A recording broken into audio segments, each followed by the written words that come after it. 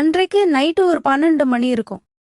Night இருட்டில் என் அத்தையோட வீட்ல அவங்க கூட தனியா இருக்கிறது. இதுதான் முதல் தடவை. வீட்ல கரண்ட் இல்லாம இருட்டா இருந்துச்சு. அந்த இருட்டில் என் அத்தையோட அழகான முகம் இன்னமும் அழகா தெரிஞ்சது. அவங்க ஆழ்ந்த தூக்கத்துல இருந்தாங்க. அவங்களை இவ்வளவு அமைதியாவும் பக்கத்துல பார்த்ததும் என்னோட இதயம் படபடக்க ஆரம்பிச்சது. எனக்குள்ள ஒரு விசித்திரமான பதட்டமும் எழும்புச்சு. அந்த நொடி என்னோட மனசுல அந்த மாதிரியான எண்ணங்கள் தோன்ற ஆரம்பிச்சது. நைட்டு இருட்டு, தனிமை அதிகமா இருக்கும்போது அந்த எண்ணங்கள் என்னை ஆட்கொள்ளவும் ஆரம்பிச்சது. அன்றைக்கு நைட்டு அந்த எண்ணங்கள் என் உடல் முழுக்க பரவவும் ஆரம்பிச்சது. அன்றைக்கு நைட்டு நான் முதல் தடவையா என் அத்தை கூட நான் ஆசைப்பட்ட மாதிரி இருக்கணும்னு சொல்லி முடிவு பண்ணேன். 2 மணி நேரம் தொடர்ந்து என்னோட ஆசைகளை அவங்க கிட்ட நான் தீர்த்துக்கிட்டேன். என்னோட அத்தை என்னை விட 5 வயசு மூத்தவங்க. அவங்க ரொம்ப அழகாவும் இளமையாவும் இருப்பாங்க. அவங்களோட கணவர் வெளிநாட்டுக்கு போகும்போது அவங்களுக்கு கல்யாணமாகி 2 மாசம் மட்டும்தான் ஆகி இருந்துச்சு. அதுக்கப்புறமா அவங்க தன்னோட வீட்டுல தனியா தான் வாழ்ந்துட்டு வந்தாங்க. அவங்க அடிக்கடி சின்ன சின்ன விஷயங்களுக்கு கோவப்படுவாங்க. அவங்க என்னோட அம்மாவை கூப்பிடுவாங்க. நான் அந்த வாய்ப்பை பயன்படுத்திக்கிட்டு அவங்க வீட்டுக்கு வந்துருவேன். ஏன்னா என்னோட அம்மா தொடர்ச்சியா எனக்கு அட்வைஸ் பண்ணிக்கிட்டே இருப்பாங்க. என்னால அதை தாங்கிக்க முடியல. அதனால வாய்ப்பு கிடைச்சதும் வீட்டில இருந்து வெளியேறிடுவேன். இன்னைக்கும் அதே மாதிரி நான் காலேஜ்ல இருந்து வீட்டுக்கு வந்தப்போ என்னோட அத்தை வீட்டுல இருக்கிறத பார்த்தேன். அவங்களோட முகம் ரொம்பவே வருத்தமா இருந்துச்சு. நான் அவங்க கிட்ட போயிட்டு, என்னாச்சு அத்தைன்னு சொல்லி கேட்டேன். சரியான நேரத்துல ஈபி பில் கட்டாததுனால காலையில இருந்து வீட்டுல கரண்ட் இல்லைன்னு சொல்லி அத்தை சோகமா சொன்னாங்க. இத சொல்லும் போதே அவங்க கண்கள்ல கண்ணீர் வழிய ஆரம்பிச்சது. பில் கட்டாதது ஏன்னு என்னோட அத்தை கிட்ட கேட்டேன். உன்னோட மாமா வெளிநாட்டில இருக்காங்கன்னு உனக்கு தெரியும். நான் இங்க தனியா இருக்கேன். என்னால என்ன பண்ண முடியும்? உங்க மாமா சரியான நேரத்துல பணமும் போட்டு விடல. நானும் மின் கட்டணத்தை செலுத்த மறந்துட்டேன். அதனாலதான் கரண்ட் போயிடுச்சு. என்னோட அத்தை சொன்னதை கேட்டதும் நான் அவங்கள ஆறுதல் படுத்தி என் கூட வாங்க, இன்னொரு பில்லு வாங்குவோம், அப்புறமா நம்ம பணம் கட்டுவோம், அதுக்கப்புறம் உங்க வீட்டுக்கு திரும்பவும் அவங்க கரண்ட் கனெக்ஷன் கொடுத்துருவாங்கன்னு சொன்னேன். இத கேட்டதும் என்னோட அத்தை சந்தோஷப்பட்டாங்க. நான் பசியோடையும் தாகத்தோடையும் அவங்க கூட கிளம்புனேன். நான் பில்ல வாங்கி கொடுத்தேன். ஆபீஸ்க்கு போயிட்டு திரும்ப வரும்போது என்னோட அத்தை என்ன அவங்க கூட வீட்டுக்கு கூட்டி போயிட்டாங்க. நைட்டு இருட்டா இருக்கும். வீட்டுல கரண்ட் இன்னும் வரல. நான் வீட்டுக்குள்ள நுழைஞ்சதும் எங்களால எதையுமே பார்க்க முடியல. நான் உடனடியா என்னோட போன்ல டார்ச் லைட் ஆன் பண்ணேன்.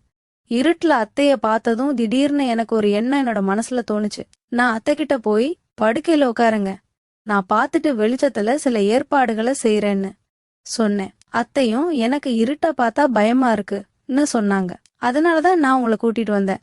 இத கேட்டு நான் அன்பா அத்தை கிட்ட தோள்ல கை வச்சு, அத்தை கவலைப்பட தேவையில்லை, நீங்க வீட்டுல தனியா இல்லன்னு சொல்லி அத்தையோட கைய பிடிச்சு பெட்ரூமுக்கு கூட்டிட்டு போனேன்.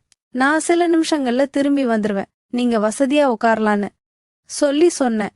அவங்க ரூம் விட்டு வெளியேற ஆரம்பிச்சாங்க. அத்தை பயந்து என்னோட கைய பிடிச்சுக்கிட்டாங்க. அப்போ என்னோட இதயம் படபடக்க ஆரம்பிச்சது. நான் அவங்களுக்காக விளக்கேத்தினேன். கவலைப்படாதீங்க, மின்சாரத்துக்கான சில ஏற்பாடுகளை செய்வோம். என்னோட வார்த்தைகள் என்னோட அத்தைய சமாதானப்படுத்துச்சு. நான் உங்களோட ரூமை விட்டு வெளியே வந்து யாரும் எதையும் சந்தேகிக்காம இருக்கணும்னு என்னோட வேலையை முடிக்கணும். அவங்களோட தனிமையை எப்படி பயன்படுத்திக்கிறதுன்னு யோசிக்க ஆரம்பிச்சேன். அத்தை என்னை அவங்களோட மருமகன்னு நினைச்சு குருட்டுத்தனமா நம்புனாங்க. ஆனா என்னோட உணர்வுகளை திருப்திப்படுத்த நான் வேறொரு தந்திரத்தை விளையாட வேண்டியிருந்துச்சு.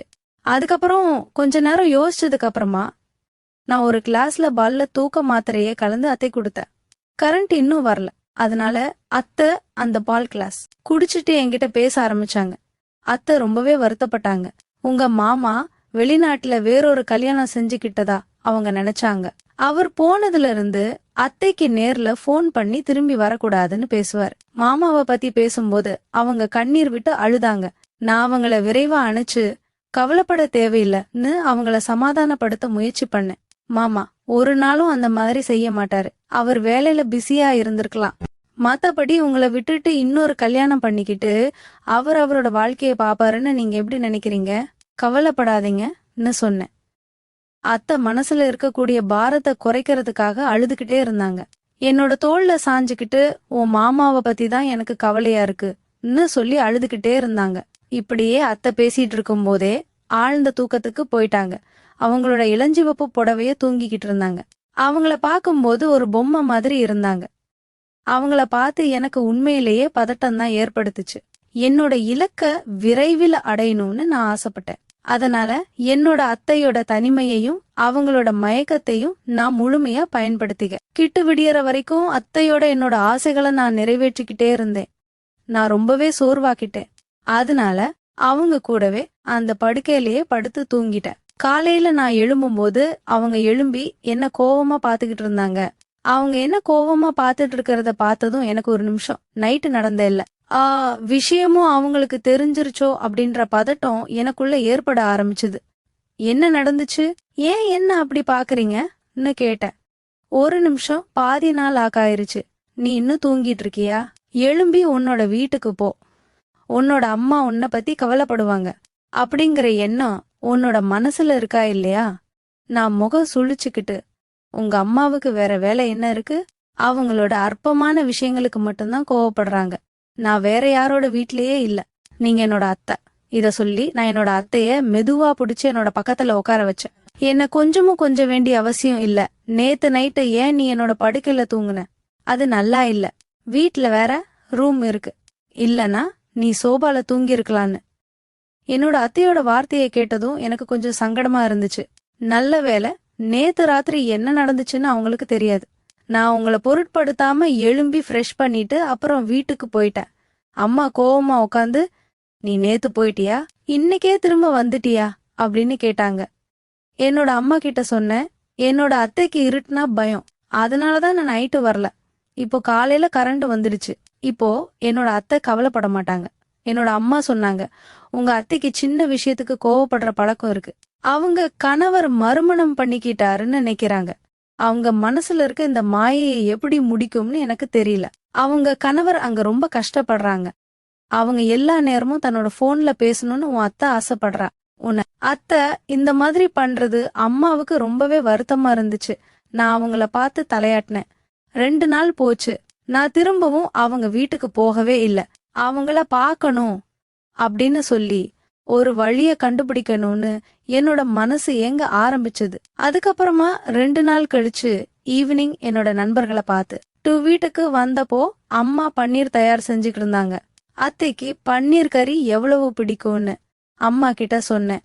அவங்களோட வீடு பக்கத்துல தான் இருக்கு, நான் அதை உடனடியா கொண்டு வந்துருவேன். அத்தைய பத்தி அம்மாவுக்கு நிறைய புகார்கள் இருந்துச்சு, ஆனா அவங்கள ரொம்பவே பிடிக்கும். இத கேட்டதுமே, பன்னீர் கிரேவினா உன் அத்தை பைத்தியம் மாதிரி இருப்பா, அவளுக்கு அவ்வளவு பிடிக்கும்னு சொல்லி அம்மா அந்த விஷயத்த நினைவு கூற ஆரம்பிச்சாங்க. அம்மா உடனே, அத்தை வீடு அவ்வளவு தூரம் இல்லையே, நீ பைக்ல போனா 5 நிமிஷத்துல கூட ஆகாது, போயிட்டு குடுத்துட்டு வான்னு சொன்னாங்க. நானும் இந்த வாய்ப்புக்காக தான் காத்துட்டு இருந்தேன். நான் வேணும்னே முகத்தை சுருக்கி, சரி நீ அதை கட்டி வைன்னு சொன்னேன். நான் அதை டெலிவரி பண்றேன். அம்மா விரைவா பெட்டிய பேக் பண்ணாங்க. என்னோட முகம் பிரகாசமா இருந்துச்சு. நான் அத்தையோட வீட்டுக்கு வந்ததும் அவங்க சாப்பிட உட்கார்ந்துருந்தாங்க. பன்னீர் கிரேவிய பார்த்ததும் அவங்க இன்னும் சந்தோஷப்பட்டாங்க. சாப்பிடலாமான்னு சொல்லி என்கிட்ட கேட்டாங்க. அதனால நான் சீக்கிரமா அவங்க கூட உட்கார்ந்தேன். சாப்பிட்டு முடிச்சதுக்கு அப்புறமா ஒரு டீ கிடைக்குமான்னு அத்தை கிட்ட கேட்டேன். எனக்கு அத்தை வீட்டுல இருந்து எங்க வீட்டுக்கு திரும்பி வர மனசே இல்ல. அதுக்கப்புறமா டீ குடிக்கும் போது நாங்க லூடோ கேம் விளையாட ஆரம்பிச்சோம். நான் வீட்டுக்கு ஃபோன் பண்ணி அம்மா கிட்ட சொன்னேன். அத்தை என்ன வலுக்கட்டாயமா தடுத்துட்டாங்க. ஆனா அத்தை அப்படி எதுவுமே சொல்லல. நான் அத்தை கிட்ட, நீங்க இப்படி பலவீனமாயிட்டே வரீங்க, ஏன் தொடர்ந்து பால் குடிக்க கூடாதான்னு அத்தை கிட்ட கேட்டேன். ஒவ்வொரு நாளும் எனக்கு பால் கொடுக்க யாரும் இல்ல.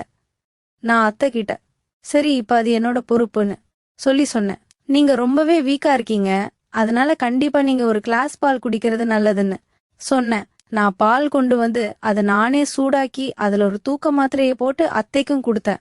அத்தை என்ன அன்பா பார்த்து, எல்லோருக்கும் உன்ன மாதிரி ஒரு மருமக இருக்கணும்னு சொன்னாங்க. நீ என்ன நல்லா கவனிச்சுக்கிறதுனால இனி எனக்கு எந்த பிரச்சனையும் இல்ல. இல்லனா உன் மாமா இல்லாம நான் எப்படி இருப்பேன்னு யோசிச்சேன். அத்தையோட வார்த்தைகளை கேட்டு நான் மெதுவா சிரிச்சேன். என்னோட கருணைக்கு பின்னாடி உள்ள நோக்கத்தை அத்தைக்கு எப்படி தெரியும்? அத்தை பாலை குடிச்சிட்டு கொஞ்ச நேரத்திலேயே லூடோ விளையாடிட்டு அவங்களோட ரூமுக்கு போய் தூங்கிட்டாங்க. எனக்கு இன்னொரு வாய்ப்பு கிடைச்சது. நைட்டு முழுக்க இந்த வாய்ப்பை பயன்படுத்திக்கிட்டேன். காலையில சோர்வா தூங்க போயிட்டேன்.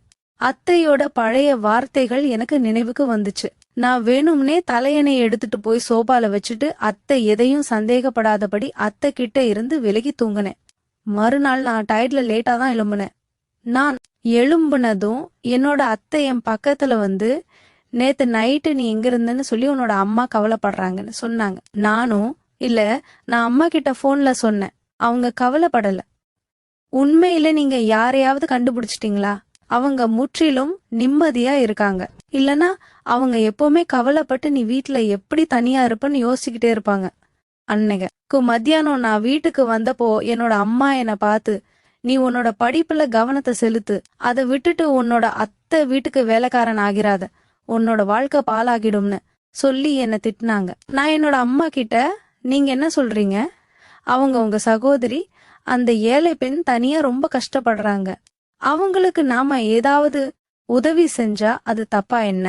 நான் ஒவ்வொரு நைட்டும் அத்தையோட வீட்டுக்கு போய் கண்காணிக்கலாம்னு முடிவு பண்ணேன். ஏன்னா அத்தையோட வீட்டுக்கு பக்கத்துல இருக்கவங்க அந்த பகுதியில நிறைய திருடங்கள் இருக்கிறதா சொன்னாங்க.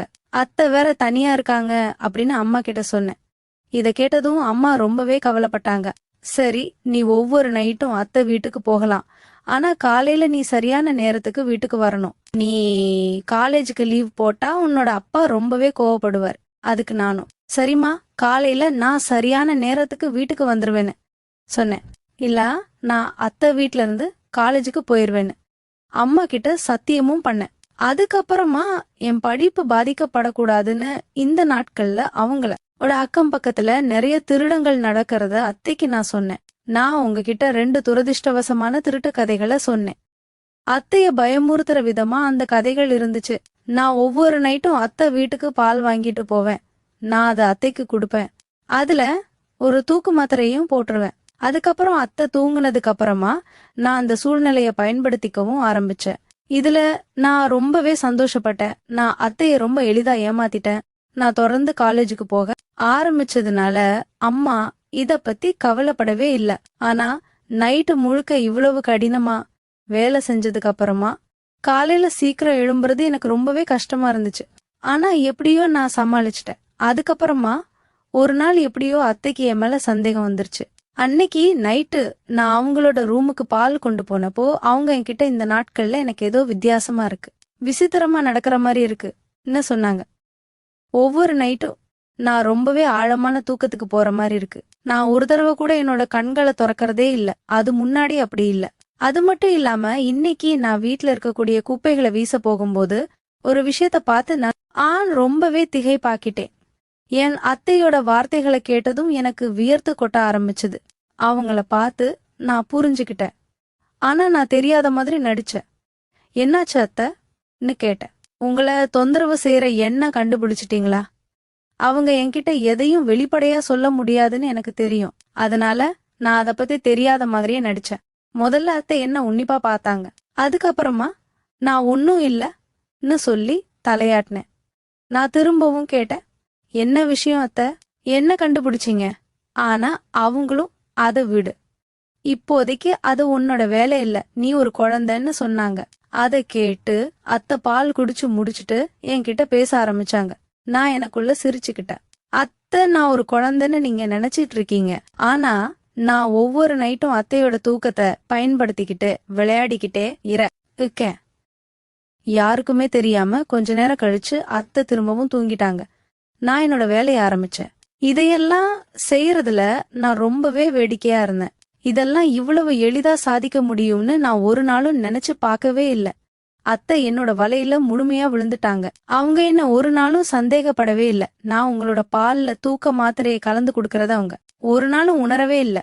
ஆனா ஒரு நாள் ஈவினிங் ஒரு பக்கத்து வீட்டுக்காரர் வந்திருப்பதா அவங்க சொல்ல ஆரம்பிச்சாங்க. அவங்க ரொம்பவே விசித்திரமான விஷயங்களை சொன்னாங்க. அவங்க சொல்றது எதுவும் எனக்கு புரியல. அத்தை சொன்னதை கேட்டு நான் அதிர்ச்சியாக்கிட்டேன்.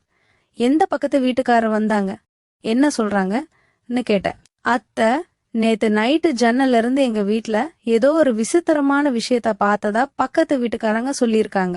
அன்னைக்கு நைட்டு எங்க வீட்டுக்கு ஒரு பையன் வந்திருக்கிறதாகவும் அவங்க நினைச்சு சதா சொன்னாங்களாம். அத்தையோட வார்த்தைகளை கேட்டதும் எனக்கு பயம் அதிகமாச்சு. ஏன்னா முந்தைய நைட்டு நான் என்னோட 2 தோழிகளை அத்தையோட வீட்டுக்கு கூட்டிட்டு வந்தேன். நாங்க 2 பேரும் சேர்ந்து அத்தையோட தூக்கத்தை பயன்படுத்திக்கிட்டோம். அத்தையோட பக்கத்து வீட்டுக்காரங்கள ஒருத்தர் நைட்டை இவ்வளவு தாமதமா அவங்க வீட்டை பாத்துக்கிட்டு இருப்பாருன்னு எனக்கு தெரியாது. ஆனா இப்ப நான் பிடிபடுறேன்னு பயம் எனக்கு வந்துச்சு. அதனால அக்கா பக்கத்து பெண்களை வீட்டுக்கு வரவிட வேணான்னு என்னோட அத்தை கிட்ட சொன்னேன். நீங்க தனியா இருக்கிறது அவங்க வசதியா போயிடுச்சு, அதனாலதான் அவங்க இப்படி எல்லாம் சொல்றாங்க. நாளைக்கு அவங்க உங்க குணத்தை பத்தி பேச ஆரம்பிப்பாங்க, அப்ப என்ன செய்வீங்கன்னு கேட்டேன். உங்க வீட்ல என்ன நடக்குதுன்னு அவங்க ஏன் பார்க்கணும்? என்னோட வீட்டெல்லாம் நீங்க பார்க்க வேணான்னு எல்லார்கிட்டயும் கண்டிப்பா சொல்லிருங்கன்னு என் அத்தை கிட்ட சொன்னேன். இத கேட்டதும் என்னோட அத்தை அதிர்ச்சி ஆகிட்டாங்க. நீ சொல்றது சரிதான். இன்னைக்கு யாரையாவது பார்த்ததா அவங்க சொன்னா நாளைக்கு ஒரு காதலன் வந்ததா சொல்லுவாங்க. அதுக்கப்புறமா நீங்க என்ன செய்வீங்க? என்னோட வார்த்தைகள் என் அத்தையோட மனசுல ஆழமா பதிஞ்சிருச்சு. நான் உடனே அவங்களோட தோள்ல கை வச்சு, அத்தை உங்களுக்கு தெரியாது, காலம் ரொம்ப மோசமா போய்கிட்டு இருக்கு. பக்கத்துக்காரங்க நம்ம வீட்ல நடக்கிற விஷயத்த பாத்துக்கிட்டு எதையாவது வெளியில பேசிட்டு இருப்பாங்க. யாராவது இந்த விஷயத்த உங்க மாமியார் கிட்ட போய் சொன்னா உங்களோட நிலைமை இன்னும் மோசமாகிரும். நீங்க தான் பிரச்சனையில மாட்டிக்க போறீங்க. அதனால உங்க பக்கத்து வீட்டுக்காரங்க கிட்ட உறுதியான மனப்பான்மைய கடைபிடிங்க. உங்க குடும்ப விஷயத்துல தலையிட யாருக்கும் உரிமையை கொடுக்காதீங்க. அத்தை எனக்கு நன்றி சொல்லிட்டு, நீ உண்மை சொன்ன, இப்ப இந்த பக்கத்து வீட்டுக்காரங்கள என் வீட்டுக்குள்ள வரவிட மாட்டேன்னு சொன்னாங்க. அத்தை சொன்னதுக்கு நான் சிரிச்சேன். ஏன் அப்பாவி அத்தை நான் என்ன சொல்றாலும் குருட்டுத்தனமா நம்புறாங்க. இது எனக்கு ரொம்பவே சௌகரியமா போச்சு. அன்னையில இருந்து அத்தை பக்கத்து வீட்டுக்காரங்க கிட்ட பேசுறதையே நிறுத்திட்டாங்க. எல்லா பிரச்சனைக்கும் நான் தான் அவங்க ஒரே தீர்வு. இப்ப சின்ன சின்ன விஷயத்துக்கு கூட அவங்க எனக்கு ஃபோன் பண்ணுவாங்க. நான் அவசரமா வந்துருவேன். ஒவ்வொரு நைட்டும் நானே பால் கொண்டு வந்து தூக்க மாத்திரையை கலந்து அத்தைக்கு கொடுப்பேன். ஆரம்பத்துல அத்தையோட தூக்கத்தை நான் மட்டும்தான் பயன்படுத்திக்கிட்டேன். ஆனா அதுக்கப்புறமா படிப்படியா என்னோட கல்லூரி நண்பர்களை அத்தையோட வீட்டுக்கு கூட்டிட்டு வர ஆரம்பிச்சேன். அவங்க ஆழ்ந்த தூக்கத்துல இருந்ததை நாங்க பயன்படுத்திக்கிட்டோம். என்னோட உண்மை ஒரு நாள் வெளிப்படாதுன்னு நினைச்சேன். ஆனா நான் தப்பு பண்ணிட்டேன். ஒரு நாள் நைட்டு எப்படியோ என்னோட அத்தை கஞ்சிட்டாங்க. நானும் என்னோட ஃப்ரெண்ட்ஸும் ஒரு ரூம்ல இருந்து வெளியில வந்தோம். என்னோட அத்தைக்கு ஏதோ ஒரு விஷயம் புரிஞ்சுக்க சில நிமிஷம் ஆச்சு. அவங்க என்ன கண்களால பாத்துக்கிட்டே இருந்தாங்க. அவங்க எழும்பி என்னோட ஃப்ரெண்ட்ஸ பார்த்து பதட்ட அடைஞ்சாங்க. அவங்க எல்லாருமே உடனடியா வெளியே போயிட்டாங்க. அவங்க போனதும் என் அத்தை என்கிட்ட வந்து என்னோட தோள்களை பிடிச்சு என்ன நடக்குதுன்னு கேட்டாங்க. நான் பயந்துகிட்டே, ஒண்ணுமில்ல அத்தை, நான் படிக்க வேண்டி இருந்துச்சு, நீங்க எதையெல்லாம் செய்றீங்கன்னு சொன்னேன். இருந்தாலும் நான் முற்றிலும் அமைதியாக்கிட்டேன். அவங்க உன் அப்பாவை பத்தி யோசின்னு சொன்னாங்க. நீ உன்னோட அம்மாவுக்கு ஒரே பையன்.